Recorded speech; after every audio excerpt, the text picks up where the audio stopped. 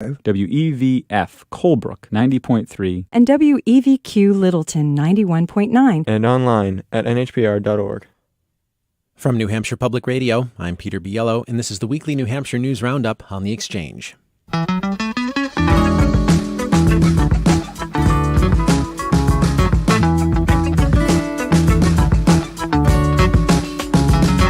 Governor Chris Sununu and the legislature are at odds over the state budget. The large field of Democratic candidates for president grows by one more, with Ohio Representative Tim Ryan declaring this week. And investigators try to put to rest a possible lead in the 2004 disappearance of Maura Murray. These and other stories made headlines this week, and we're going to talk about them in this hour. Give us a call. The number is 1-800-892-6477. That's 1-800-892-NHPR. You can also send an email to exchange@nhpr.org or post on our Facebook page. That's NHPR Exchange, all one word. And we are also broadcasting a live video of this radio show today, and you can watch that at our Facebook page, NHPR Exchange. And here to talk about the week's news and answer your questions are Dean Spiliotes, Civic Scholar in the School of Arts and Sciences at SNHU, Kevin Landrigan, reporter for the Union Leader, Jackie Benson, editor at Citizens Count, and for the first part of the program today, NHPR senior political reporter Josh Rogers. Hello, everybody. Welcome. Thanks for being here. Good morning. Hey, Peter. So again, listeners, phone number for you to call to join the conversation about the week's news, 1-800-892-6477. And of course, the big news this week is negotiations about the state budget. Democrats want to do a variety of things in the budget they passed in the legislature. So let's look at a few of those things. And Josh, maybe you can help us out with this. First of all, the state psychiatric hospital, the governor wanted $26 million for this, but the Democrats said no. Why don't they want this? Well, there's a difference of opinion on how best to fulfill the 10-year mental health plan. Democrats say that the governor's proposal didn't have the detail they wanted. There was also some discomfort with the fact that it sought to do it out of the general fund of the budget and not as part of the capital budget process, where you would have more detail, more planning. They're not necessarily opposed to this idea. And if you recall, when the governor announced that he intended to close the secure psychiatric unit behind the walls of the state prison, there was standing ovation, real bipartisan moment in a not terribly bipartisan year thus far. And this has been a priority for Democrats, mainly on a kind of humanitarian level, that they don't think it's appropriate that New Hampshire's only secure psychiatric hospital is on the grounds of the state prison. We'll see where this goes in the Senate. The budget still has to pass on the House floor. Everyone's expecting it to do so. This is a budget in committee. The Senate will get its turn with the budget. It would not be shocking for this to return in the Senate proposal. I mean, the kind of night is young in terms of the budget, frankly. Mm-hmm. And at a press conference at Concord Hospital this week, Governor Sununu explained his approach to making changes in New Hampshire's mental health system. This is unprecedented. This isn't just some bump in the road we're hitting. We need to rebuild an infrastructure for the long term here. So absolutely, we're going to move fast. And we are not going to let bureaucracy, which has slowed this process down for 20 years, continue for another 10. And Governor Sununu also described the process as a multi-pronged effort. Today we have the opportunity to move all of these dominoes at once, to move it very, very quickly. This is going to take some time to get built, right? You have to start, government shouldn't always move in series. Sometimes it has to move in parallel, right? And this is the opportunity to move a lot of these projects in parallel with kids, with the secure psychiatric unit, the capacity at a New Hampshire hospital, the county jails, the community beds. All of this can start moving at once. So, Jackie Benson, how do you see this debate over the state psychiatric hospital moving forward? Well, it's interesting because, one of the major motivators for the House sort of changing this aspect of the budget was advocacy from the Disability Rights Center, who came in and basically said, we're afraid that if you build this whole new facility, it's going to result in more institutionalization of mental health patients, and what we would rather see is more funding going to community services. So the House budget writers are supporting that perspective, and they're arguing that by building a secure facility within New Hampshire Hospital, we'll be able to spend more money on sort of maybe mobile crisis units or things like that in a community setting. So whether the Senate is going to go along with that or not, and how, Sununu's made it very clear that he wants that building. So, we're definitely looking at a showdown here, and it'll be interesting to see which way the Senate goes. Dean. Yeah, Josh is right. We still are relatively early in the budget process. As it typically plays out, the Senate could take it in a very different direction, and they have until June 20th to reach an agreement. It was a little bit of a surprise. There was this tremendous amount of bipartisan support for the idea of a new secure psychiatric facility to get people out of the prison system and into more of a hospital setting. But Jackie is also right. There is a philosophical difference about whether to build another centralized facility or focus the money on transitioning people to community-based treatment. In the bigger picture, this really feels like a Democratic budget. It's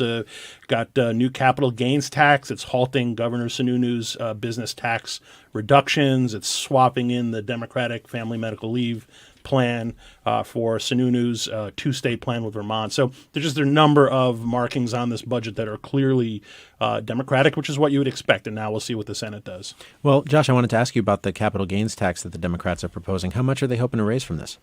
Well, $150 million in year 2 of the budget, and they've created in such a way where they say it's really going to hit only people with a good deal of money. Whether that flies in the state Senate is, it's touchy. The Senate Finance Committee Chairman Lou D'Alessandro said that he's not in favor of this, and we'll see what happens there. The governor's certainly not going to be in favor of this. And the business tax reductions are something that the governor said he absolutely wants. And, there's a lot of early signals that this budget could be vetoed. The last time a budget was vetoed was then Governor Hassan. It was when she faced a Republican legislature, when she was gearing up for a Senate run. And, as Kevin will recall, budgets don't get vetoed too often. And some people thought that vetoing a budget could be politically fraught. It didn't prove to be for her. And, if you look at the situation for Governor Sununu, if we ended up with a continuing resolution, we would end up with the rainy day fund filled. We would end up with a budget that, he's comfortable with. And so, I don't know. I'd be curious to know what Kevin thinks. Yeah, I think that's true, Josh. I mean, what's unusual about this is to have these kind of battle lines drawn this early. Even when Hassan was fighting with Republicans in 2015, you'll recall, there weren't a lot of disagreements about specifics. It was really all about revenue estimating and these business tax cuts that Republicans wanted to adopt, and Hassan said at the time, just weren't affordable the way they proposed them. They met a middle ground even after the veto and ultimately came up with a permanent budget. That could happen here. Sununu's problem, particularly with the psych hospital, is we've alluded to the Senate, is the Senate has been extremely well-disciplined, the Democratic majority. So now he realizes the psych hospital is not going to be in the House budget. He's got to somehow get some kind of place setter into the Senate budget, or he has no position when they start negotiating a compromise. A lot of this is all about hostage taking, right? Because at the end of the day, the House Democrats have their priorities, and in order to achieve them and pay for them, they have to actually take some of Sununu's priorities off the table. That's what they've done here. Their priorities are increasing education aid grants for property-poor communities and also restoring revenue sharing. Even with a capital gains tax, you got to take some spending out if you want to do those. And he is poking them. The Democrats are poking him a little bit. He had that great announcement about the $168 or $164 million in one-time local projects, and I think almost all of that money has been taken out, at least $100 million, by Democrats. So they're clearly they are drawing some battle lines here. But as you have all mentioned, the Senate is a very different process. Yeah, I mean, that's what's interesting is that as I've been kind of monitoring the legislative process here and watching some of these bills coming along, like HB 686, which was the capital gains tax bill, and SB 1, which was family and medical leave. Now they're not bills; they're now in the budget. So it's as though the House budget writers have deliberately decided these are policies that are so important to us. We want to make sure that they're trying to make it harder, for Sununu to just kind of toss out the particular programs they know he's going to have opposition to. So I don't know. This feels like a game of poker to me a little bit. Yeah, more like chicken, right? Right. I mean, in other words, you make this grand bargain. You put everything into this bill that he's either got to sign, veto, or throw up his hands and say try again. While if you send him 25 different bills that he vetoes, he's got enough Republicans in both chambers to sustain almost all of them. Yeah, and so it comes down to are they doing this knowing that they're basically putting in their kind of highball offer on the table here, and now we're gonna see it maybe a process of negotiation where we try to find a common ground. That'd be and the Senate may be the place where that happens, or it may be happening after that veto pen has been wielded. Yeah, well, what's really interesting about the House budget dynamic, right? And Josh, I'd be interested in your thoughts on this. Is they've got a real challenge here because they adopt a very progressive, liberal budget. They send it over to the Senate, maybe it gets chipped away. How are the new House Democrats, many of them liberal, going to be reacting to a lot of their pet programs being taken out of a compromise? I'm not sure. Yeah, well, it is hard to know. I mean, one thing to bear in mind in the Senate, and I was in the Senate Finance Committee, they're going to obviously get their turn with the budget quite shortly, and they were getting a presentation from the Revenue Commissioner, Lindsay Stepp, and she said, that the surging business tax receipts, at this point, most people acknowledge that it's largely due to changes at the federal level, but that, she was expecting collections have been continuing to be above projection significantly. She was expecting that to go down in April when a lot of business tax numbers come in, but she said that her office estimates that there was up to $100 million worth of business tax collections last year that won't be repeated this year. And, how that changes the calculus for revenue estimating in the Senate. And, another issue is gambling. The Senate passed gambling and, the House has never passed gambling. Lou D'Alessandro, I was speaking with him, the Senate's top budget writer, and, he's obviously deeply invested in gambling happening. He says that he believes that, this has a chance because this is something that the governor is less clearly opposed to than all the revenue options that Democrats have put on the table in the House. So, we're a long ways to go. And I do think Kevin makes an interesting point. We don't know. There's absolute discipline among Senate Democrats. We don't really know if that's the case among House Democrats. If they get angry if things get moved out of the budget ultimately. Mm-hmm. Income from the state lottery is also part of the budget, but that may be affected by this federal ruling on whether it's legal. So how are lawmakers dealing with uncertainty over that? Well, I mean, that's good. The state's suing over that. This has to do with how the Trump Justice Department is interpreting the Wire Act and whether or not, and Charlie McIntyre, who's the head of the lottery, testified to the Senate that, the worst case scenario, this would invalidate the entire lottery. And I don't think many people believe that would be the case. Certainly there's $10 million that they were projecting to get from online lottery that is probably not going to happen, but it would seem far-fetched. Although it would seem far-fetched that all of the lottery commission is going to become invalidated. But the state has been joined by I think about a dozen other states, and there's going to be a hearing in federal court in Concord next week. Okay, so Jackie, what will you be looking for going forward with respect to the debate over the budget?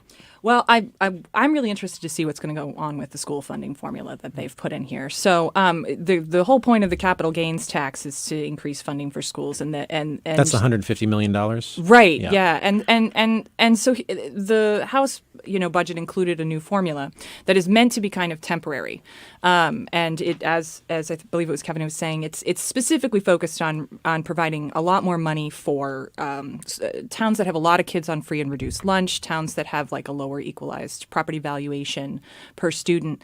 So it'll be interesting to see if the Senate kind of follows suit and keeps that general formula. There's been so many different kind of formulas on the table this year for increasing education funding, and now we've got this lawsuit coming down the pipeline.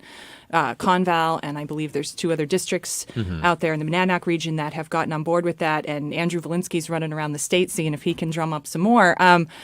So there's going to be potentially a pretty powerful legal imperative for the state to take action on this quickly. And Sununu's original budget didn't have, he had quite a bit for school building aid, but he wasn't doing much. He raised some extra money for special education, but he wasn't doing as much for the issue of the sort of.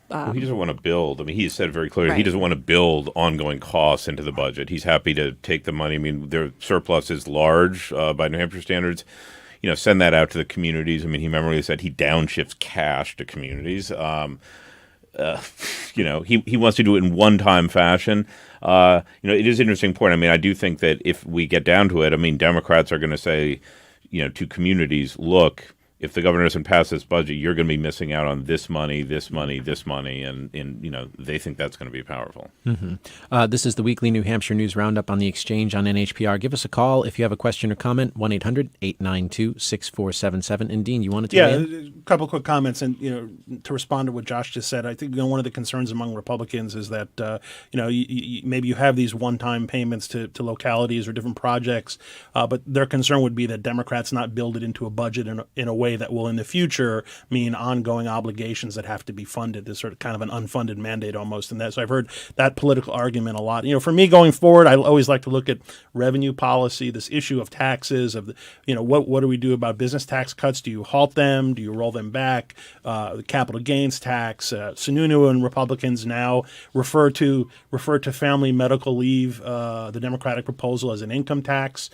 Shows you how far that debate has idea of consensus on that issue has really fallen apart in recent months. So there's just central philosophical differences about how you raise money and how you spend it, and you can usually see that when you look at things like capital gains, business taxes, et cetera. Mm-hmm. Also this week, the New Hampshire House has passed a bill to limit the carrying of guns on school property. The bill passed on a vote of 213 to 159, and it would restrict the carrying of firearms on school property to law enforcement, members of the military, and people authorized by the local school board. So, Josh, with respect to this bill, was it a fairly standard battle between the parties on gun legislation? Yes. Democrats ran on what they like to call common sense gun laws. And this, I think, is something that, Democrats were behind. There was some, on gun issues, there's always a little bit of, party line crossing. But I think this kind of went through as expected. I mean, Governor Sununu remains a bit of a mystery on this one. I mean, he's said he's comfortable with the gun laws as they exist. You can take that as a signal that this could potentially be vetoed, but hard to know on this. Yeah, it's interesting. We ended up playing a little. This is a bit of a did you know? My colleagues and I over at Citizens Count had to do quite a bit of digging to kind of clear this up. But the legal rules for whether you can carry a gun in a school in New Hampshire right now basically come down to, if you have a permit, if you have a concealed carry permit, then if you are not a student in the school, you can bring a gun. And towns cannot prohibit that. State school districts can't, because obviously here in New Hampshire, we reserve the right for any kind of rules on firearms for the state level. So this came up, I remember, when it was in the last election, because a lot of the schools are polling places, and there was everybody was kind of talking about, well, does this mean that people are going to be able to kind of bring their gun into the school when they come to vote? And the answer was, well, if they have a permit, yes, they can. Well, when permitless carry was created, this also right. Yeah. So the bills. So the debate on the bill, to some extent, they're kind of framing it as, well, this doesn't really change anything, but in fact it does. And there was a rival policy too that was up for discussion, which would have just given the power to kind of decide policy on guns in schools to the individual districts, and that got killed pretty quickly in favor of this one. Yeah, this issue has really become a litmus test for Republicans and Democrats. I would be surprised if Governor Sununu would sign this should it pass. And whenever I talk to people about this issue and they're trying to figure out kind of where they are on it, then I ask them a simple question. If you're in if you're at your child's school and you're at a school concert or something, knowing that a number of parents around you are probably carrying concealed weapons, does that make you feel more safe or less safe? And how you answer that really kind of gives you a sense of where you come down on the issue. And so I think this fits into the larger debate we've had, certainly going back to Sandy Hook, but even further, about whether having more people armed is a solution or a recipe for additional problems. And that's a real sharp divide among Republicans and Democrats on that. And it's very hard to move people off of their preference for one side or the other. And supporters of the Second Amendment would point out there have been serious school shootings in dozens of states all over this country. There's never been one in New Hampshire. And they argue this is one of the reasons, is because even serious criminal offenders recognize when they go onto school property, they're not sure who has a weapon and who doesn't. So it creates its own safer climate, although it does make people uncomfortable. Listeners, give us a call if you have a question or comment about the week's news. 1-800-892-6477. One more bit of legislative news to talk about before the break, and that's that legalization, regulation, and taxation of cannabis and cannabis products for adults over the age of 21 passed the House in a 200 to 163 roll call vote. The marijuana legislation did not get enough votes to override a promised veto. Kate Fry of New Futures told WMUR she thinks support is waning. We are pleased to see that that number in the votes has gone down since last time, and I think people are understanding that this commercializes another addictive drug. So she raises the question, if support is waning, why? Josh, what do you think? Why is support waning for this? Well, I'm not necessarily sure I think the vote in February was 209 to 147 in the House. So it's not much. That's not a huge thing. I mean, she doesn't want this bill to pass, so right. That's what she's going to say.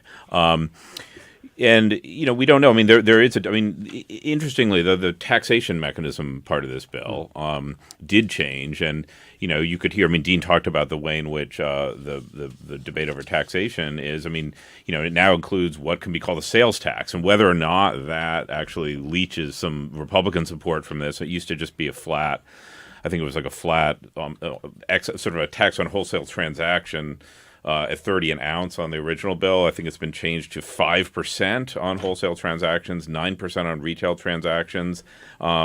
This would put the state in a position to potentially raise some more money off of selling marijuana than the original bill. But, it creates this, marijuana legalization has been pretty popular with Republicans in New Hampshire. And whether or not this tax changes that is something to look for. Dean? Yeah, it's clearly. I think Josh is right. I think it's a combination of debate over how you tax it and how much money that would bring in, and whether or not the estimates that are being put forth, I don't know if it's 20 or 30 million a year, something like that, whether those are accurate or not, or if they overstate the benefit. And there are now 10 states, I believe, in the United States who have legalized it in some fashion, including Massachusetts, Vermont, and Maine. And so this is starting to have a little bit of the kind of casino gambling feel to it, where we have this debate every year, and all the states around us are moving towards it, and in theory for supporters siphoning off revenue. And the other side of the argument is the argument about whether or not it's a gateway drug to harder usage opioids and other heroin and other types of issues. There's a real debate about that. People who support it say that it actually can help pull you out of those harder drugs. I don't know the science well enough to weigh in one way or the other, but I'm hearing both arguments. Well, it's a debate that is going to continue for sure. I want to thank NHPR's senior political reporter Josh Rogers for joining us this part of the program. Thanks very much, Josh. No problem, Peter. This is the weekly New Hampshire News Roundup on the Exchange on NHPR. I'm Peter Biello, and still to come, we're going to talk about the race for president. 2020 candidates are coming to New Hampshire, and the crowded field of Democrats grew by one more this week. And we'll learn about Tim Ryan, Representative Tim Ryan of Ohio. We'll also talk about Joe Biden, Pete Buttigieg, and also a Republican fundraiser headlined by Lara Trump. That's coming up on the weekly New Hampshire News Roundup. We'll be right back.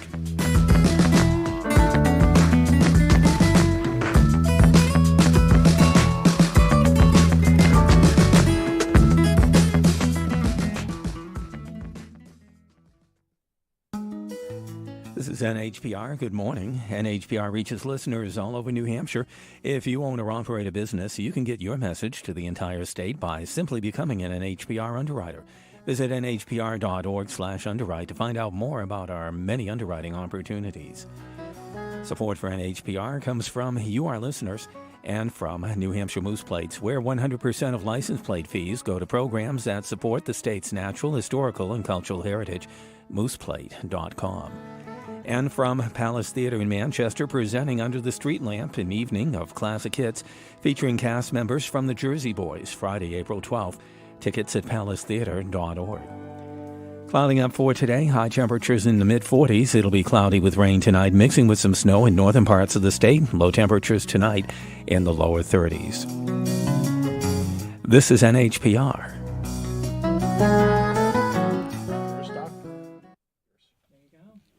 On Monday on The Exchange, we'll be talking about a new book, Accidental Presidents, about the 8 times in U.S. history that a vice president succeeded to office upon the death of a president. I believe, Dean Spiliotes, you're hosting the show on Monday, Yes, right? indeed. I will be here on Monday to talk with Jared Cohen, the author of that book. Excellent. Well, right now, we're taking a fresh look at the events of the past week on the weekly New Hampshire News Roundup with me, our Dean, as he usually is. Also here, Kevin Landrigan, reporter for the Union Leader, and Jackie Benson, editor at Citizens Count. Let's talk about 2020, because why not, right? We're in New Hampshire. The primary is, a little less than a year away, but candidates are coming through. And in fact, the crowded field of Democrats is growing still. Ohio Congressman Tim Ryan has declared that he's running. He announced yesterday, or rather this week on The View. Dean, what can you tell us about Tim Ryan? Sure. Well, Tim Ryan is, as you mentioned, he's a congressman from Ohio. He represents a district that encompasses northeastern Ohio, so Youngstown to Akron, that area. He's 45. Interesting local connection. He received his JD from Franklin Pierce, now UNH School of Law. So we have a local Concord connection there. He's 45. He's been in Congress since 2003. He's considered to be, by the current field standards, a Democratic moderate. He would appeal to a lot of the blue-collar whites in the Midwest who are in the kind of Rust Belt area that he represents. For me, the most interesting thing is that he was an early critic of Nancy Pelosi going back a number of years, and he was someone who was kind of floating himself as an alternative leader in the House. It never quite materialized, and you could argue now that Nancy Pelosi is stronger than ever as Speaker, but there was a time where he was kind of out there saying she needed to go. Do you recall why? He just felt it was a generational argument. I mean, a lot of people were down on her before the most recent election when she was the minority leader, that the leadership in the Democratic Party in the House was too old, a group of people in their 70s, that you needed to kind of a fresh perspective and certainly more representation. If you think of the House leadership is really from the coasts, Steny Hoyer and Nancy Pelosi, so someone from the heartland, and he kind of put himself out there. I remember he got a lot of criticism, never quite worked out for him. The biggest concern that he may have going forward is he's one of a number. The Democratic field is increasingly progressive. It's very focused on diversity in candidacies, and he's potentially a third or fourth kind of white guy from the House of Representatives. You got him, potentially Seth Moulton from Massachusetts, Eric Swalwell from California. These guys are all sort of late 30s, mid 40s. I'm not going to say they're interchangeable, but they're all kind of in the same area in terms of being moderate. So it's a very different time. He's not getting the kind of attention that he got a few years ago when he was going after Pelosi. But we'll see if he can step into the action here. Well, here's Tim Ryan talking about his platform on The View, responding to a question about the Mueller report. I think we need transparency. Article 1 created the Congress, and the Congress governs. It's closest to the people, so it has a right for these documents, including President Trump's taxes. We need to immediately get back on an economic message on how we're going to help working class people with their health care, the environmental issues, jobs, wages. I think as Democrats, I'm for the fight for 15. I believe we do need to raise the minimum wage, but we can't be saying we're for 15. We need $30 an hour jobs, $40 an hour jobs.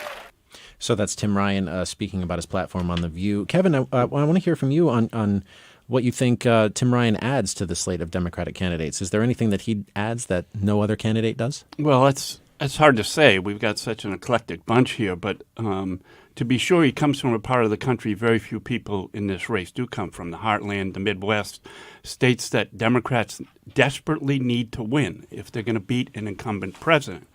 When Senator Sherrod Brown decided not to run, I think that tipped the signal to Tim Ryan that there was a lane here open. He talks about that he was motivated to run, particularly because of the GM plant closings and talking to friends and associates who had lost their jobs there, great paying jobs at car manufacturers that may well never come back. And they certainly blame President Trump for some of those plant closings. So I think that's going to be his message. It's going to be very, like Dean said, center left, but very populist in nature, like I said, like Senator Brown had articulated in his Dignity to Work campaign before he decided not to run. He adds another voice, but I think it's pretty late to just jump into the campaign now all at once. As we saw this week, we've got half a dozen candidates here who've raised millions of dollars already to run for this office, and he's just getting started. Well, listeners, we'd love to give you an opportunity to talk about the 2020 primary as it takes more and more a center spot on our minds here in New Hampshire. So what are you thinking about when it comes to the 2020 candidates? Are you frustrated that the field is so large? Are you excited that it's so large? Are there a few candidates that you really are excited to see when they come through? Give us a call now. We'd love to hear from you on this. The number is 1-800-892-5800. 888-203-6477. You can also send us an email. The address is exchange@nhpr.org. Or if you're near a computer right now, you can head on over to our Facebook page. Just search for NHPR Exchange. You can watch a live video of this radio program and also leave a comment, and we can perhaps get your question answered by our panelists here. Again, phone number 1-800-892-6477. South Bend, Indiana Mayor Pete Buttigieg is stopping in New Hampshire today and tomorrow, and he seems to be having kind of a moment right now. Folks are saying he's a fresh face outside the Beltway, young, smart, capable. And he, of course, seems to be kind of the opposite everything President Donald Trump embodies. So start with you, Dean. What do you make of Mayor Pete Buttigieg? He's absolutely having a moment. He reported for the first quarter raising $7 million, which is a very respectable total for someone who is not particularly well known prior to getting into the ring. Some close political observers will remember that he threw his hat in the ring for the DNC chair the last time around with Keith Ellison and Tom Perez, who now is the chair of the DNC. So that was my first real glimpse of him. He's got quite a resume. I believe went to Harvard. He's an Afghanistan war veteran. He's a Rhodes Scholar and also mayor of South Bend, Indiana. It's an interesting mix. He's 37. He's gay. He's married. It would be a lot of firsts for a president of the United States. Getting great press, he's earned it. He's done really good TV appearances that have gotten people's interest, and to give you a sense of that, he's going to be here this weekend. They had to move the Manchester venue to the Courier Museum. I guess they're going to use the central atrium there because there's such a demand to see him. He's also going to be here, I think, Saturday morning at Gibson's bookstore. Mm-hmm. So my guess is he's going to draw big crowds. That's always a good thing for a campaign to have to say. We had to move the venue. We picked a small venue at first. Yes. Now we need a larger venue because our candidate is just so popular. Exactly. So, Kevin Landrigan, what do you think? I think he's certainly got some potential, as a lot of these candidates do. I think a lot of what's happening here, why does this field so large and why is it expanding? Because there are a lot of people in this race who don't think the two co-front runners are going to win the nomination, Joe Biden and Bernie Sanders. And because they don't, they feel there is a lane for them, a voice that if they can articulate it and catch fire, they can actually go on and win this nomination. And Buttigieg is one of the first to kind of come out of nowhere, so to speak. Nobody gave this guy any chance when he first announced, what is this guy, a mayor of South Bend, Indiana, thinking he can be president of the United States? But he's very articulate. He's very forceful. He speaks truth to power. He's unafraid of some of the conventional safe statements that a lot of candidates running for president are told to make, and that does inspire a lot of the activists in this party. Yeah, I think Kevin's kind of nailed it here. It's that, with Biden and Sanders were kind of the potential, ready to step in and get the crown put on their head here as Democratic nominees. And I believe that there's really an appetite within the party this year to not necessarily see, to be frank, another white, older, straight man carrying the torch of the party. We're seeing such a diversity of backgrounds and people coming from all different sort of ages and areas of the country and races and genders and gender orientation. And it's just, I think that's why we're seeing such a crowded field. And nobody yet, I'd say that among those, Buttigieg has kind of been a nice surprise. It's been really interesting to see a mayor kind of all of a sudden emerge as this really viable candidate. But I would say that I don't think that we have. I couldn't even guess right now which of these kind of other candidates is going to emerge as the real powerhouse. It just seems like every week there's a different emphasis on somebody, and that's fun to watch. It's going to be really interesting to see how this plays out. Yeah, it's interesting. There clearly is a generational shift here going on. Although Bernie Sanders does quite well among the youngest voting demographic, so it's not purely a change, but there is a change nonetheless. And just to kind of highlight this. Pete Buttigieg could run for president in 40 years and would be the age that Bernie Sanders is now. That gives you 40 years age difference. It gives you a sense of the generational breadth of the field. And then you have a number of other people. We just mentioned Tim Ryan and others who Beto O'Rourke and others who are kind of in the early mid-40s range-ish. So there are plenty of younger candidates in addition to the folks in their 70s. I want to get to the calls in a moment, but first I want to ask you, Dean, and then maybe you, Jackie, what do you think about the appetite for a candidate who is outside the Beltway, not really working in Washington. Since we're talking about Pete Buttigieg, he would be one of those candidates. Just thinking John Hickenlooper, governor of Colorado, would be another one of those candidates. Is there an appetite for someone who's just not in the thick of things in Washington already? Well, typically most presidential candidates like to run for outsiders, even if they're insiders. John McCain famously ran as kind of an outsider maverick, even though he was in Washington going back all the way to the 1980s. The typical template for a Democratic nominee or a nominee in general for a long time had been a governor, a white male governor who can run as an outsider. In some respects, we've moved in that direction to the point where Trump really was kind of the ultimate outsider, really kind of detached from any kind of governing background at all. So things that have definitely changed. It's interesting to me to see so many members of Congress running, given that typically it's been more difficult in recent cycles, other than Barack Obama, for members of Congress. I think only one member of the House has ever been elected directly to the presidency. So for the folks in the House like Tim Ryan, that's going to be a real challenge. It's typically, as I said, it's been governors or other people who can run as outsiders. So that's always been part of the ethos. So it's actually interesting to see so many people who are in Congress throwing their hat in the ring. Jackie?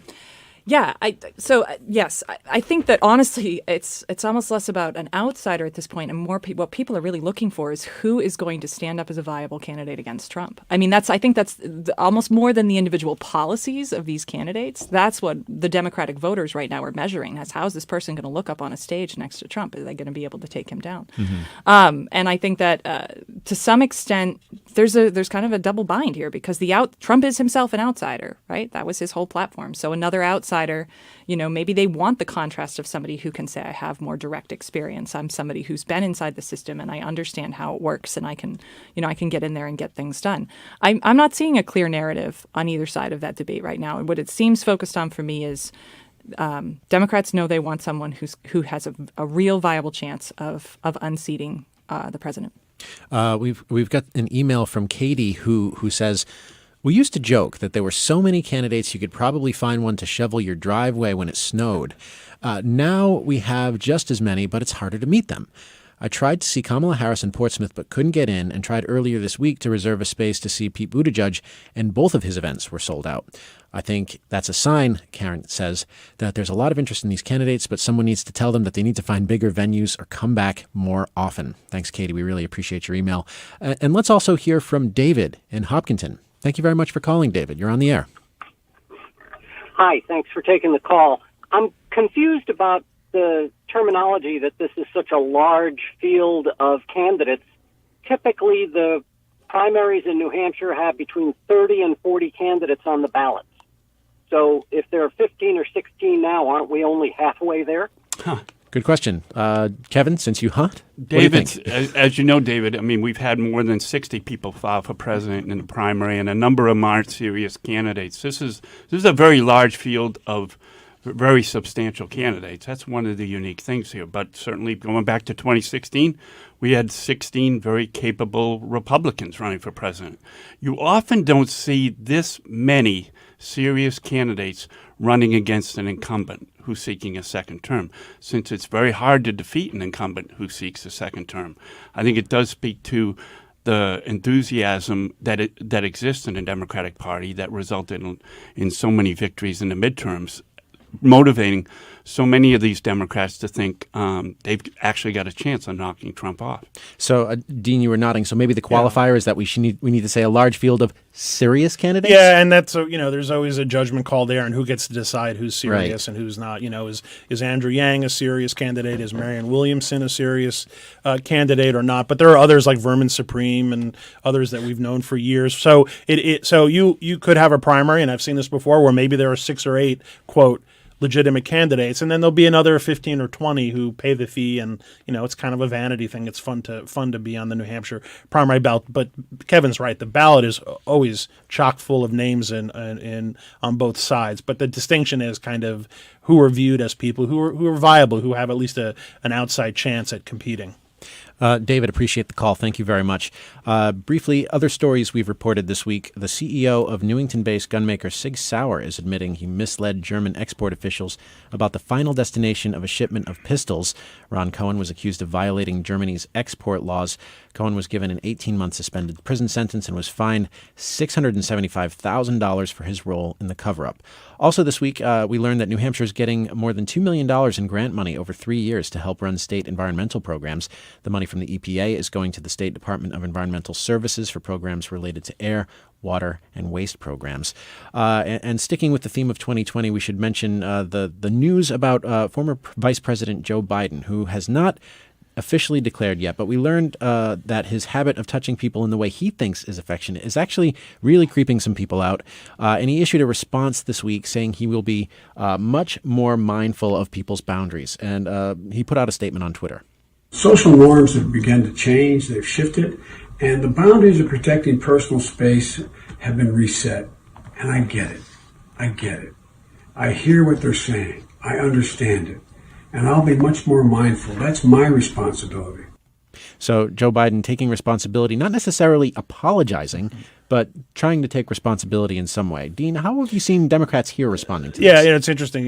Joe Biden has kind of been legendary for his hands-on, touchy-feely politicking, and they had to have known, given all the discussion about President Trump and his issues, they had to have known that this was coming and that people who don't want Biden to be the nominee would kind of pitch it as a form of sexual harassment. There's been a fascinating debate to watch within the Democratic Party, particularly among Democrats who believe the party is lurching too far to the left with progressive politics, Bernie Sanders and others. And those folks are very concerned that they believe Joe Biden is the only one who can beat President Trump. And I've heard them go to great lengths to try to separate out this Biden behavior from the hashtag #MeToo behavior, that really trying to draw a bright line between kind of Biden's hands-on, non-sexual politicking and Trump's accusations and the other #MeToo accusations. And, I think you can have a debate about whether or not, Biden's behavior is still invasive. And you can have a debate over what the essence of the Me Too movement is, and does it include men invading women's personal space, even if it's not overtly sexual or not. But it's been fascinating to me to watch Democrats, really working overtime, those who want Biden to be the nominee, who believe the party is lurching too far to the left, really trying to pull him out of any situation where he's being painted with the Me Too brush, because they view that as potentially toxic. This is an issue for the Democratic primary. Given Trump's background, once you get to the general election, it's a different story. Not that it would stop Trump from attacking him on this, but this is primarily an issue for him within the Democratic Party. Well, it seems like the Democrats really want someone to be more or less bulletproof on this issue before they have them sort of debate one-on-one President Trump. Sure, absolutely. But I think I think the main concern is about people who believe he's the best option, and they're worried that he's going to be damaged and the party's going to end up with a much more progressive nominee that can't win in a general election. They're also worried about, Dean, the fact that they feel this was a hit piece, that this was done and timed right now in order to stop his momentum, even before he gets in the race. We're talking about allegations over 4 or 5 years ago. And all of a sudden they come out right now. Yeah. And there's viral video of Joe Biden putting his hands on women and kissing their hair behind them as they're standing at the podium. So why is this attack coming out now? That's why you're seeing the reaction. Yeah. And you talked about you want a candidate who's bulletproof, Peter. There's no such thing. Well, in 2020, everybody's imperfect. Every candidate's got dirty laundry. I meant on this every issue. campaign. No, on every campaign, it's about how you deal with that dirty laundry once it comes out, because it's inevitably going to come out. And I suspect, as we already know in this race, Joe Biden's not the only one who's dealing with sex harassment issues. Remember Bernie Sanders and the campaign of Bernie Sanders during the 2016 campaign about staffers feeling uncomfortable dealing with cohorts in the campaign. How did that leak out? Right about the time when Bernie Sanders was saying, "Yeah, I'm definitely going to run for president again in 2020."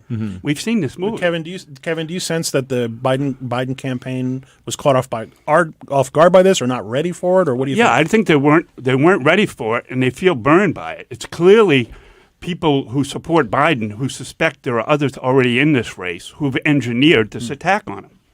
Let's talk about one more thing before we head into a break, which is something to do with the Republican Party, which is that Laura Trump, wife of President Trump's son Eric, headlined a Republican Party fundraiser this week. What was her message? Dean? She's very popular in the Republican Party. I think if you saw some video of her appearance, you would recognize her. She played a big role in the 2016 campaign. She's also now a senior advisor to the 2020 reelection campaign, so we're going to be seeing her around. She was here to fundraise for the state party.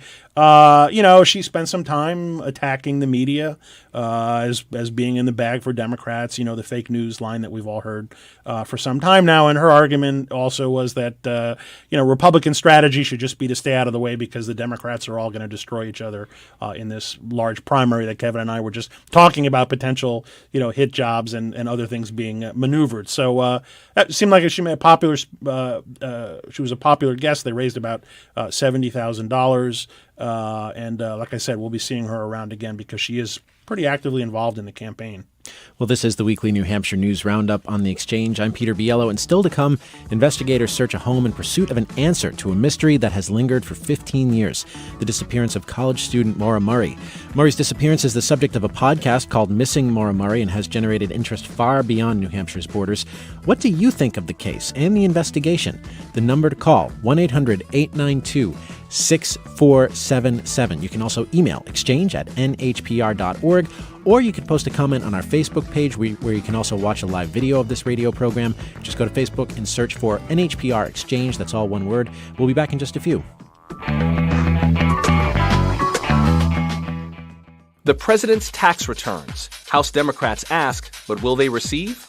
The commissioner of the IRS will follow the law. That's our expectation. Also, Joe Biden says he'll keep his hands to himself, and Chicago's mayor-elect makes history. The Friday News Roundup next time on 1A. That's this morning at 10 here on NHPR.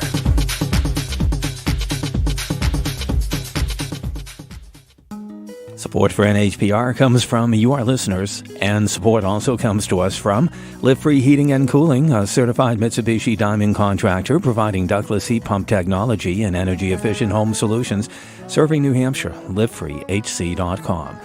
And from the Lawson Group, protecting companies' most valuable asset, people, providing workers' comp, wellness, and health and safety services, thelawsongroup.com. Clouding up for today, high temperatures in the mid-40s. This is NHPR. This is the weekly New Hampshire News Roundup on the Exchange on NHPR. I'm Peter Biello, here in the studio with Jackie Benson of Citizens Count, Kevin Landrigan, reporter for the Union Leader, and Dean Spiliotes, civic scholar in the School of Arts and Sciences at SNHU and author of the website NH Political Capital. We're talking about the week's news, and we'd love to hear from you. Our phone number, 1-800-892-6477. We've got a few more stories to discuss, but before we close out the discussion of the 2020 presidential primary, I want to talk to John from Manchester, who called in during the break. Hey, John, thank you very much. You're on the air. Thanks. Good morning. What's on your mind? I just thought it was interesting that Professor Spiliotes, being the political expert I heard on the air there for a good decade, I suppose, would be so slanderous about implying that the Sanders campaign has something to do with Biden's own baggage. This is a candidate, Biden, who wasn't properly vetted by his own supporters. What do you think is going to happen when it starts coming forward about his son, his son's investments in Ukraine and China, and how people are going to feel about those things coming forward, other than knowing very well that these rumors weren't started by the Sanders campaign? Well, I'd be interested in also shedding some sunlight on the allegations that you've raised, John. Those aren't things that I've particularly heard of, but I also don't know if I heard Dean link. I'm happy to respond. But yeah, go ahead, Dean. Yeah, no, I didn't mention Biden's campaign. I'm not sure what the caller is talking about. All I said was that I didn't mention the Sanders campaign. All I said was that the Biden campaign should have known this was coming. I mainly talked about the fact that my read on the debate within the Democratic Party is that people who support Joe Biden are very concerned that this could take him out, and they believe he's the only one who can really beat President Trump in a general election, that they believe the party has moved too far to the left. But I don't know who's behind this. We talked a little bit with Kevin about how I was curious that this is all happening right now, but this doesn't strike me. I don't know who's behind it, but it doesn't strike me that there should be a surprise to anyone. Yeah, but Kevin did mention that, and it was a fact. Kevin was correct that the Sanders campaign has been called out for some Yes. members of some staffers behaving inappropriately. That's an undisputed fact. That's a separate Kevin. issue. He was talking about Sanders and the 2016 campaign, and that's a separate issue from him. Nobody suggested that the Sanders campaign is behind the Biden. We discussed that it was curious that it's happening right now, but we don't know why that is or who's behind But it. the fact of the matter, it's happening, and that's what sort of long primary and seasons all I are said for, was that right? shouldn't So be we a can surprise. discuss these things. Well, and also the first person who came out with the allegations, Lucy Flores, the nominee for lieutenant governor, supported Bernie Sanders in the 2016 presidential campaign. And certainly reporters have made note of that, not that it necessarily has anything to do with the other, but that's a fact as well. But one thing John is right about, and that is Joe Biden's got other problems to deal with as he tries to get this nomination, other than how he's touchy-feely with women at public events. He's got a long record with a lot of votes and a lot of contradictions over that history. And certainly his son's dealings with Ukraine, there have been published reports about Biden was the point man in the administration dealing with Russia and Ukraine while his son was making money with his consulting firm advising certain people about Ukrainian policy with leaders over there. Mm-hmm. Well, we've got some other things to talk about, but I do appreciate, John, your calling in and sharing your thoughts with us. Really important that listeners do. If you want to, there's still time, 1-800-892-6477. Let's talk about Brady Sullivan. NHPR's Andy Ropeek reported this week that the state is fining real estate developer Brady Sullivan $500,000 for breaking environmental regulations. So, Dean, what exactly was the offense here? This was Brady Sullivan, this Mill West complex in Manchester, has been in the news for a while now. They were fined $500,000 for not properly testing soil that was removed from the site for contaminants. I believe it was stored somewhere else. They didn't test it properly. It's now been properly disposed of, but they're being penalized $500,000 nonetheless. And they were, I think in 2017, for the same facility, they had a settlement with tenants dealing with lead paint and lead paint removal. So that was unrelated, but it's been in this company and this building has been in the news for a while. Yeah, they've had issues in Rhode Island as well with some of their buildings down there. I think it was also like mold and lead exposure issues. So they've definitely had their share of troubles. Mm-hmm. Also this week, state investigators searched a house near the site of the disappearance of Maura Murray. Murray disappeared in 2004 after her car crashed in Haverhill, New Hampshire. So Dean, why were investigators interested in this house? Do you recall? This house has been under consideration for a while. I believe the family has wanted it searched carefully, and I think they even did some digging in the basement under the concrete, and the family said it was helpful, but they wanted some additional parts of the basement torn up as well. I mean, this has just been I remember this case. It's been 15 years now. This 21-year-old college nursing student at UMass hitting a snowbank in Haverhill, and apparently talked to someone right afterwards, and then was not there when police arrived at the scene. So it's been a big ongoing mystery, and I think these cold cases pop up periodically, and this was I think the family was hopeful that this search is something they had wanted for a while, and it just didn't pan out. And the interest in this is huge. I mean, there's a podcast, Missing Maura Murray. I don't think anybody at this table's heard it. I've heard a few episodes, but it's like they're like literally like 99 episodes on this, and it's just it's been dissected publicly, every little detail. Jackie Benson, your thoughts? Yeah, so there's been a lot of interest. Cold cases are always fascinating to people, but we've had a lot of interest in New Hampshire lately over the question of staffing for a cold case unit. So, I mean, that's been kind of a topic of debate. There was a bill this year that would have added 2 new full-time prosecutors to the cold case unit, because right now they have just a single attorney. They have a couple full-time detectives, a couple part-time. It's not a lot of staffing to handle this backlog of over 100 cold cases in the state. So that bill ended up getting tabled, but I think now that discussion is going to move into the budget, so it'll be interesting to see where that pans out. Other stories we've reported on this week: Democrats in Congress want the Department of Veterans Affairs to compensate and treat vets with PFAS-related conditions identified by ongoing federal research. Their new bill is co-sponsored by New Hampshire Representatives Annie Custer and Chris Pappas. And minor league baseball season has begun. The New Hampshire Fisher Cats opened their season in Manchester with a loss.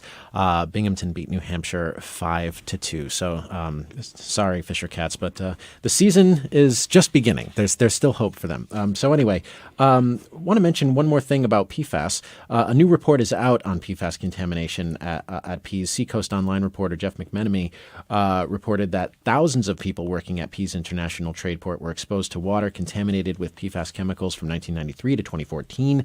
And that exposure could cause a number of health problems, including cancer.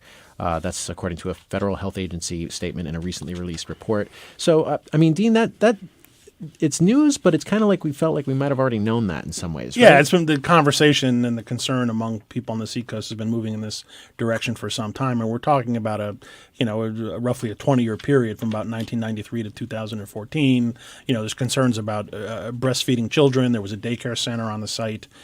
This is I think it's a foam firefighting retardant that was used on the base, and so this been concerned for a while. This kind of confirms what people were worried about. Mm-hmm. All right. Well, let's end the show on sort of an uplifting kind of note. It's time. In other words, it's time for the animal story. So the Union Leader reported this week that Marlborough police stopped a woman Monday who was using a cell phone while driving with a baby goat in her lap and no license. And Monday, of course, was April Fool's Day, so kind of April Fool's-y, but it was really no joke. This actually happened. Goats. Why? So I guess that's like breaking the big rule, right? Never break more than one law at a time. Good to have a license, too, when you're driving. Good to have a license when you're driving, too. Is that a thing? I'm not originally from New Hampshire. Do people transport their goats a lot in their cars? Well, we've had a serious debate in this state about banning pets on laps while driving. Yeah. There was a bill a couple of years ago to try to do that. It was very controversial. Where did that bill go? I believe it was killed. Yeah. So it is still legal to drive with your pet in your lap. Yeah, that wasn't a violation what she was doing with the goat. It's just she had everything no license. Else was not good. Right. Yeah, the goat was fine. Was it the goat that drew attention? Like they saw the goat's head hanging out the window or something? Wouldn't it draw your attention? Well, yes, but I guess yes. All right, so point taken. Okay, so let's look forward. I want to know what each of you will be watching news-wise next week. We'll start with you, Jackie. It's all going to be the budget for me. I am going to be listening to the debate, and that will be going on the House floor next week. And we are also seeing some of the bills that have already crossed over into the Senate are lined up for hearings. And so we'll be eavesdropping on that to see where the Senate's going to go with some of these big pieces of legislation that they've just been handed. Kevin Landrigan. Yeah, Josh had mentioned earlier in the show casino gambling and how the House has historically not approved it. Now that there are a lot of unanswered questions about the budget, we're going to take a serious look at whether minds may change in the House in order to get that revenue. And Dean? Yeah, as you mentioned, I'll be here on Monday to talk about the accidental presidents with Jared Cohen. I'm also going to be watching this Buttigieg visit this weekend to see if it gets the kind of the big turnout and interest that seems to be building for it. All right. Well, Dean, Kevin, Jackie, thank you very much for being here this hour. Really appreciate it. Thank you. Thanks, Peter. Dean Spiliotes, Civic Scholar in the School of Arts and Sciences at SNHU. Jackie Benson, editor at Citizens Count and the author of the fabulous novel The Smoke Hunter, and she's got another one she says she's working on. We hope to have her on the bookshelf again soon. And Kevin Landrigan, reporter for the Union Leader. That is it for today. The conversation continues online, though, at Facebook and at NHPR.org. The Exchange is a production of New Hampshire Public Radio. The engineer is Dan Colgan. Our senior producer is Ellen Grimm. Michael Brindley is our program manager.